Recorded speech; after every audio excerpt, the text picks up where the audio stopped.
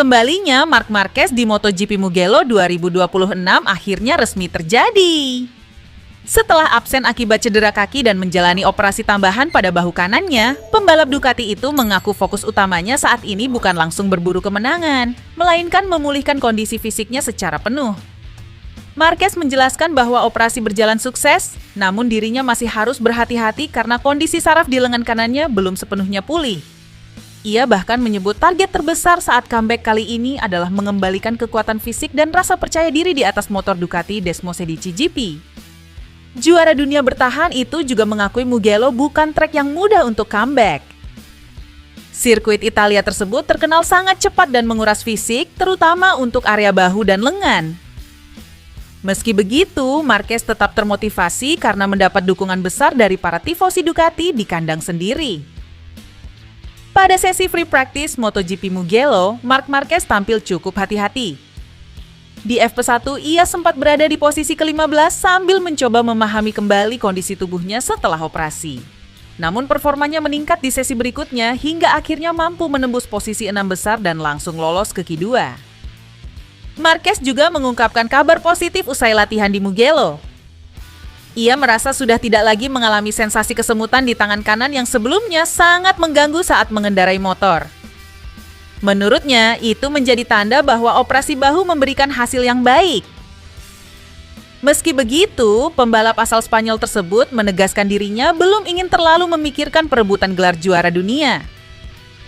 Saat ini, ia masih tertinggal cukup jauh di klasemen dan memilih fokus membangun kembali performa secara bertahap agar bisa kembali kompetitif dalam beberapa seri ke depan. Pembalap Ducati Lenovo, Francesco Bagnaia, tampil kuat pada hari pertama MotoGP Italia 2026 di sirkuit Mugello. Pecco berhasil menutup sesi praktis di posisi kedua dengan selisih hanya 0,091 detik dari rider VR46 Fabio Di Giannantonio yang menjadi tercepat. Hasil ini membuat Ducati mendominasi jalannya praktis di kandang sendiri. Bahkan 5 motor Ducati berhasil menembus posisi 6 besar, memperlihatkan betapa kuatnya Desmosedici di trek Mugello musim ini. Pecco sendiri mengaku Mugello adalah trek yang sangat cocok untuk Ducati sekaligus gaya balapnya. Ia merasa perkembangan motor GP26 sejak seri Jerez mulai membuahkan hasil, terutama dalam hal kemampuan motor saat masuk tikungan. Namun, di balik performa cepat tersebut, Bagnaia justru mengungkap kekhawatiran besar soal konsumsi ban belakang. Ia menyebut penurunan performa ban terasa sangat besar sepanjang simulasi round panjang yang dijalankannya pada sesi Jumat. Menurut Pecco, Ducati memang tampil sangat kompetitif dalam time attack, tetapi degradasi ban belakang masih menjadi pekerjaan rumah utama sebelum sprint race dan balapan utama digelar. Ia juga mengatakan motor masih bergerak terlalu banyak saat memasuki tikungan sehingga tim sedang mencoba mencari keseimbangan terbaik. Pada sesi praktis Mugello sendiri, Di Giannantonio keluar sebagai yang tercepat dengan catatan 1 menit 44,808 detik. Bagnaia berada di posisi kedua, sementara Enea Bastianini membawa KTM ke posisi ketiga. Sementara itu, duo Aprilia yakni Marco Bezzecchi dan Jorge Martin hanya mampu finish di posisi ke-7 dan ke-8. Pedro Acosta mengaku mengalami hari yang sulit pada sesi praktis MotoGP Mugello 2026.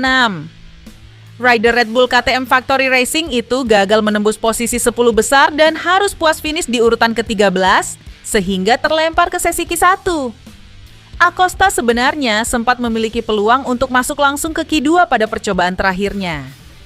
Namun, ia kehilangan grip bagian depan motor di salah satu tikungan dan melebar keluar lintasan sehingga lap cepatnya batal.